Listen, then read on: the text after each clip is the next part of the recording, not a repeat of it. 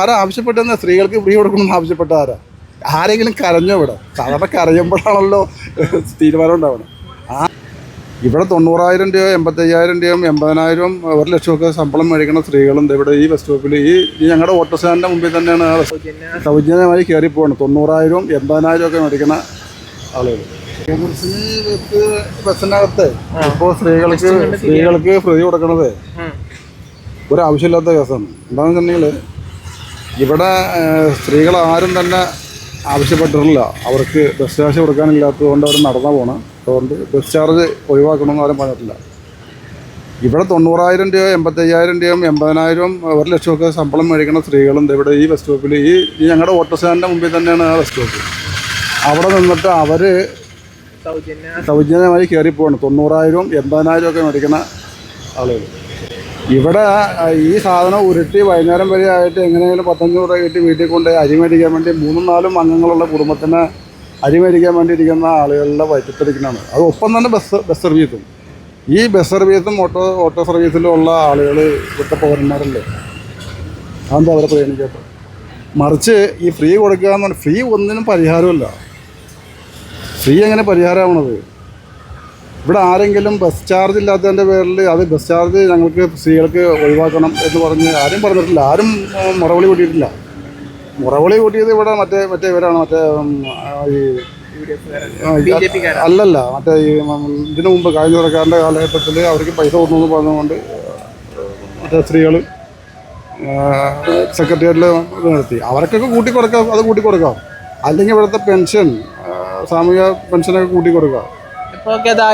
കഴിഞ്ഞ ഗതാഗത മന്ത്രി ഗണേഷ് കുമാർ ആയിരുന്നെങ്കിൽ കേരളത്തിന് ഇങ്ങനത്തെ അവസ്ഥ വരില്ല. മന്ത്രിമാരല്ല പ്രശ്നം. ഇവിടുത്തെ ഇത് ഇവരുടെ മാനിഫെസ്റ്റോയില് കഴിഞ്ഞ ഈ UDF ഗവൺമെന്റിന്റെ മാനിഫെസ്റ്റോയിൽ പറഞ്ഞതാണ്. ആ മാനിഫെസ്റ്റോയിൽ പറയുന്നത് നടപ്പാക്കിയെന്നാണ് അവർ പറയുന്നത്. മാനിഫെസ്റ്റോയിൽ പറഞ്ഞത് ഇത് ആർക്കും ആവശ്യമുണ്ട്? ഒരാവശ്യമുള്ള കേസാണ് ഇത്. ഇവിടുത്തെ എത്രയോ വരുന്ന തൊഴിലാളി ബസ് സർവീസും അതേപോലെ തന്നെ ഓട്ടോ സർവീസും ഇവിടെ തന്നെ ഈ ജംഗ്ഷൻ HMT ജംഗ്ഷനിൽ ഈ ഫ്രീ പ്രിയദർശിനി തുടങ്ങുന്നതിന് മുമ്പ് തന്നെ 4-5 വണ്ടി ഒരേ ടൈമിൽ അവിടെ വന്ന് കിടപ്പുണ്ടാവും. എന്നിട്ട് അതൊക്കെ കഴിഞ്ഞിട്ട് വേണം ഓട്ടോറിക്ഷയിൽ കയറാൻ. ട്രാൻസ്പോർട്ട് ബസ് ഇഷ്ടം പോലെ ഉണ്ട് വർക്കിംഗ് ടൈമിലൂടെ. അത് ഫ്രീയും കൂടി ആക്കിയപ്പോൾ എന്താക്കി?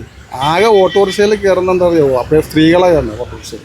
പുരുഷന്മാർ 10 ഓട്ടോറിക്ഷ ട്രിപ്പ് പോയി കഴിഞ്ഞാൽ 8 ട്രിപ്പും സ്ത്രീകളായിരിക്കും. കാരണം പുരുഷന്മാർ ഏതെങ്കിലും 2 വീലറിൻ്റെ പുറകിൽ കയറി പോകും, അല്ലെങ്കിൽ അവർ നടന്നു പോകും, അല്ലെങ്കിൽ ആരെങ്കിലും കാറ് കഴിയുമ്പോൾ കൈ കാണിക്കും. സ്ത്രീകളായിരിക്കും. ആ സ്ത്രീകൾക്ക് ഫ്രീ കൊടുത്തു കഴിഞ്ഞപ്പോൾ സ്ത്രീകളെല്ലാവരും ഫ്രീ ബസ് കാത്ത് നിൽക്കണം. പ്രായോഗികമാണോ അത്? നടക്കുമോ?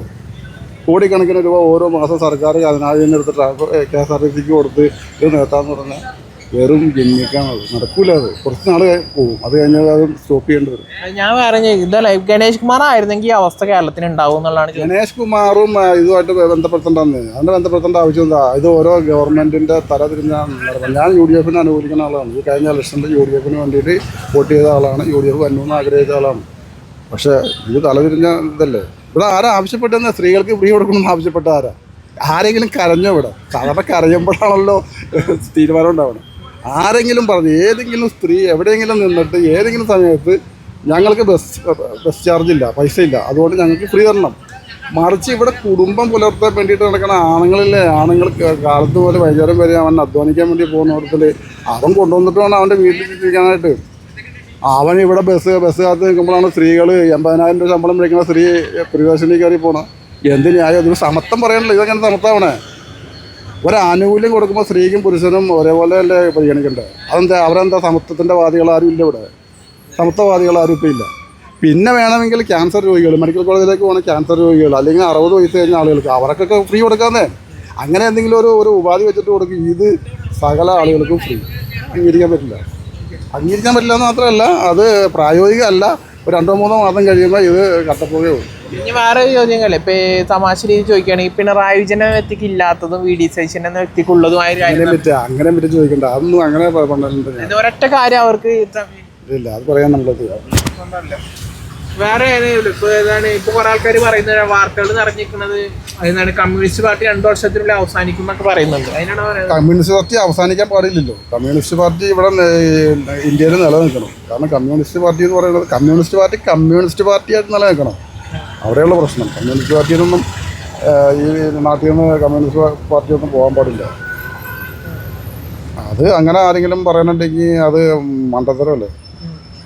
ചേട്ടൻ UDF കാരനാണ്. ഞാൻ UDF അല്ല. കഴിഞ്ഞ ഗവൺമെൻറ്റിൻ്റെ കാലത്ത് UDF അനുകൂലമായി വോട്ട് ചെയ്ത ഒരാളാണ്. UDF വരണമെന്ന് ആഗ്രഹിച്ചതാണ്. അല്ലാതെ UDF മോശം LDF മോശമായതുകൊണ്ടല്ല, ഇഷ്ടംപോലെ നല്ല നല്ല ഭരണമൊക്കെ LDF നടത്തി. പക്ഷേ അവരുടെ രാഷ്ട്രീയമായ ചില നിലപാടുകളാണ് അവരെ ശരിക്കും പറഞ്ഞാൽ അവർ തന്നെയാണ് അവരെ പാർട്ടി അധികാരത്തിൽ നിന്ന് പുറത്താക്കിയെന്ന് തന്നെ പറയും.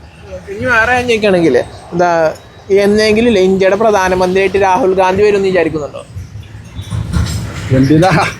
പക്ഷേ ഇന്ത്യയിലെ ജനങ്ങൾ ഇലക്ഷനിൽ പങ്കെടുത്ത് വരുന്ന മാറ്റമല്ലേ ഇത്. അങ്ങനെ പറയാൻ പറ്റുമോ?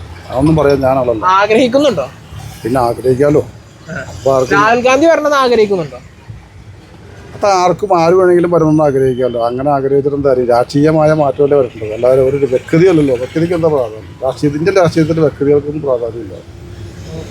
രാഷ്ട്രീയ നിലപാടുകളിലാണ് മാറ്റം പറയുന്നത്. ഓക്കെ.